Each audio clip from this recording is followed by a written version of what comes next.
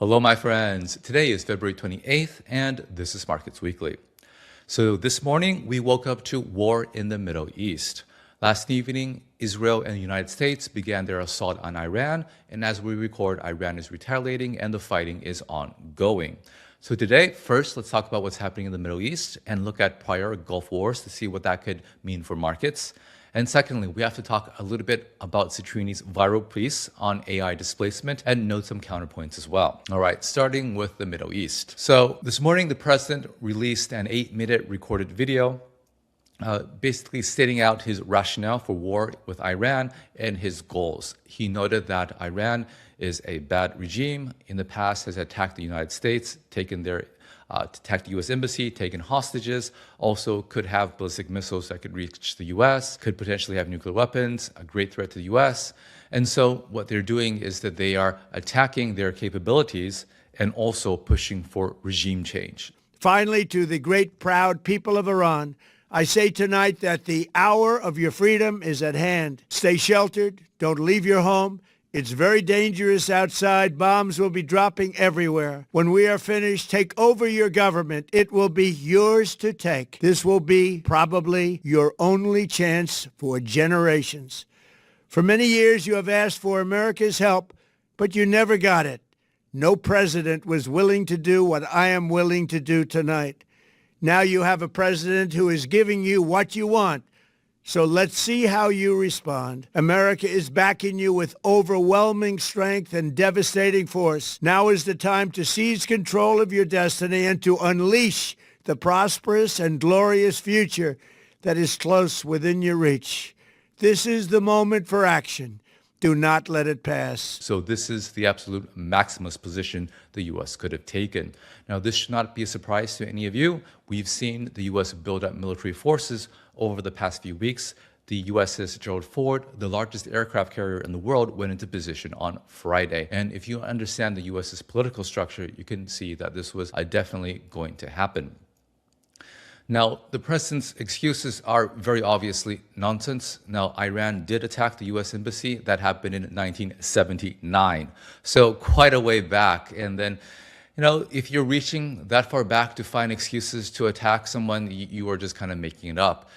Iran does have ballistic missiles, hypersonic ballistic missiles that are a great threat to people in the region, but not a threat to the U.S. On Friday, the New York Times released a piece where people in the intelligence community basically said that that is just not what the president said was just not true. Now, with respect to Iran's capacity to have a nuclear weapon, U.S. intelligence also suggests that they don't and are not close to having a nuclear weapon, but I'd also show you this. If not stopped, Iran could produce a nuclear weapon in a very short time. It could be a year, it could be within a few months. They have the wherewithal, the stored up, preserved knowledge to make a bomb very quickly if they wanted to do it. Iran is so dangerous. Weeks away from having the fissile material for an entire arsenal of nuclear bombs. They're very close. They're 6 months away from being about 90% of having the enriched uranium for an atom bomb. Iran is gearing up to produce 25 bombs, atomic bombs a year, 250 bombs in a decade. Ladies and gentlemen, time is running out. Iran will be capable of producing alone, without importing anything, nuclear bombs within 3 to 5 years. So as you can see, Prime Minister Benjamin Netanyahu of Israel has been saying for 30 years that Iran is about to have a nuclear weapon imminently, and so we need to attack them. So Iran is what Israel perceives to be their greatest regional threat. And if you are in Israel with dreams of having more influence in the Middle East, you really have to take Iran out. And so they've been trying to do this for some time. They cannot, but maybe with the U.S.'s help, they could. Now, for those of you who know, the Israel lobby has tremendous influence on foreign policy in the United States. I can tell you from a personal example that a few months ago, I noted that Israel was killing tremendous amounts of Palestinians. Again, some could call that to be a genocide, some could call that to be ethnic cleansing, whatever. And right after making that video, I got all sorts of emails telling me that, that's not true, And then I would point out, this is what the UN and the Red Cross are saying, and they just turn around and it's like talking to a brick wall. And then I was scheduled at that time to speak to a conference in the coming weeks. And the conference organizer actually sent me emails and told me that a lot of people were trying to get me canceled because of my comments of what Israel was doing in Gaza. If you research on the internet, you'll notice that this is actually very common. People, just ordinary people who make comments about Israeli actions, Israeli policy in Gaza or elsewhere, they get intimidated. Some of them lose their jobs. So this is something that is actually quite widespread in the U.S. And I'm not that important, and these general white-collar workers are not that important either. But the pressure intensifies when you are actually in politics, in Congress, and so forth. What would happen recently is that if you are not supportive of Israel, you would not get donations from the Israeli lobby, and they would actually fund your challengers to try to take you out. So there's tremendous influence by Israel on U.S. foreign policy.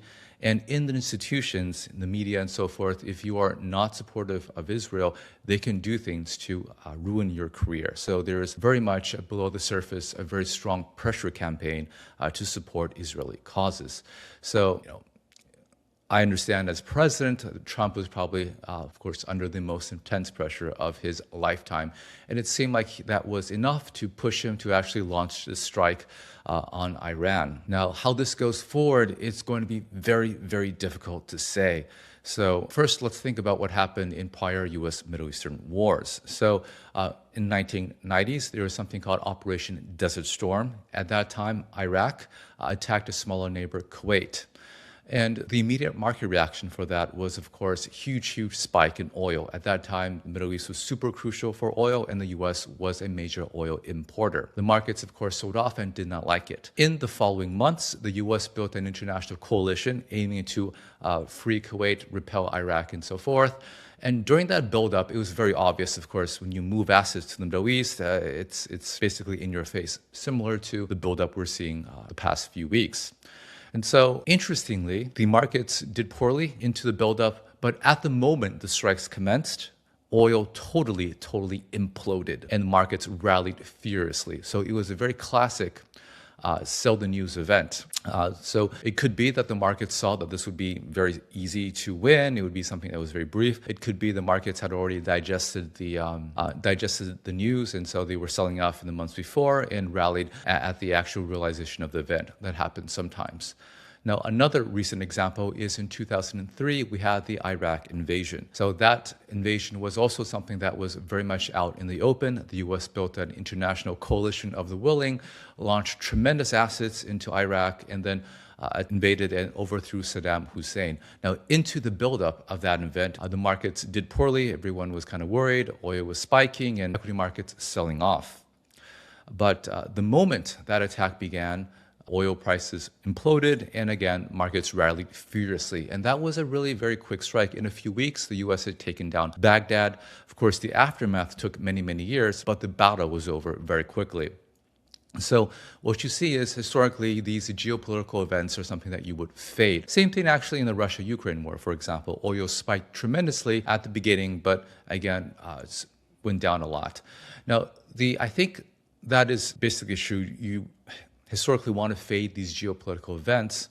But I think what's a little bit uncertain is that just how this conflict would play out, because the market did not price this in. At least it didn't seem like it was pricing it in. Hitting in, the equity markets largely ignored it. Oil, you do see a geopolitical premium. It's not super high, but it is there. So Iran is different from Iraq in that, for a couple of reasons. One is that Iran is much bigger, and also in geography and in population. Also, they have more sophisticated weapons. And word is that they have some assistance from Russia and China, though it's hard to know how much. So at the moment, what Iran seems to be doing is that they're striking oil facilities or military assets, basically neighbors in the region. It's really hard to know, fog of war and all that, but one of the things that they have said they're doing and appear to be doing is to try to disrupt global oil. So if that's the case, and if Iran does have these military assets that maybe we don't fully know about, the ballistic missiles, the hypersonic ones are very effective and cannot easily be intercepted, this could be a longer war than we anticipate. And it may not be as easy as the market, as past military action has been. Again, whereas the U.S. has a lot of assets here. Last time, I think they had like 5 carriers. This time, there's only 2.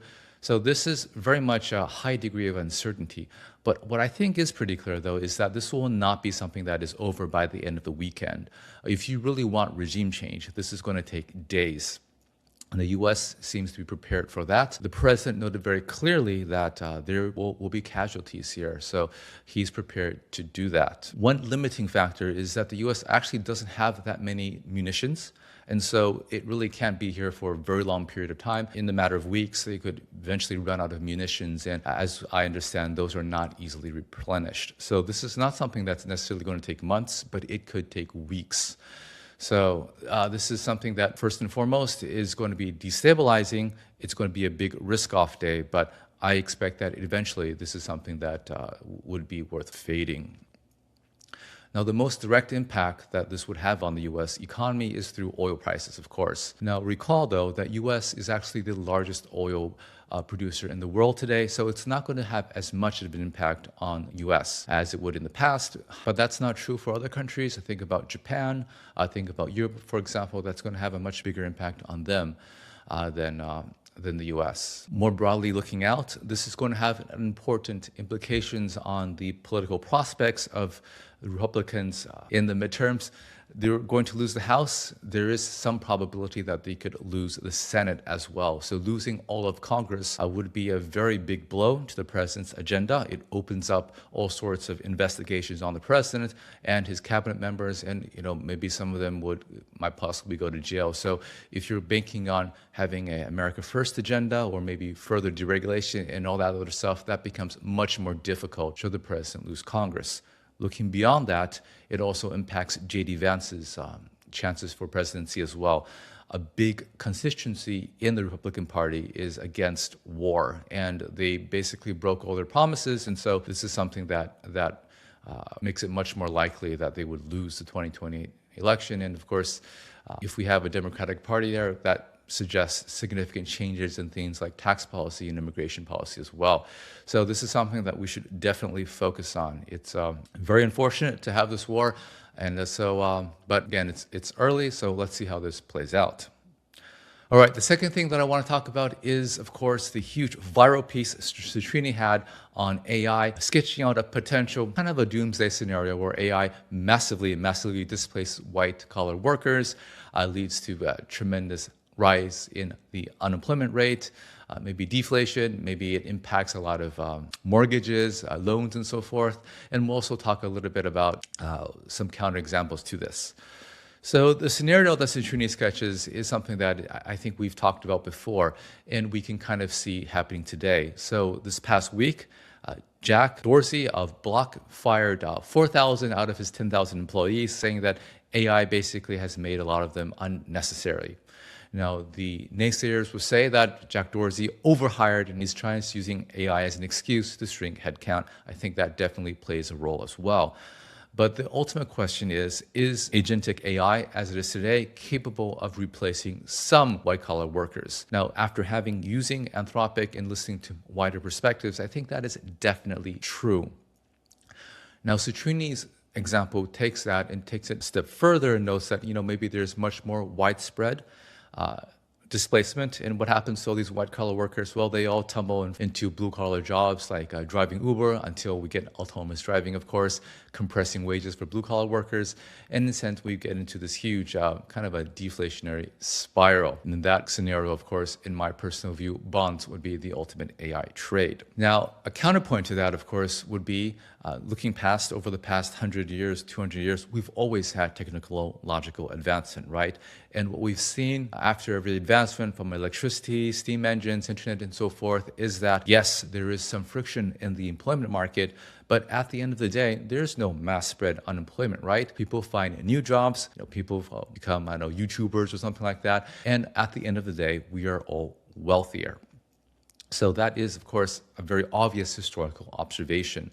Now, one thing I'll note, though, is that I think that's not fully true. So one is that over the past few decades, we actually do see mass unemployment, but it's just not measured. And let me explain.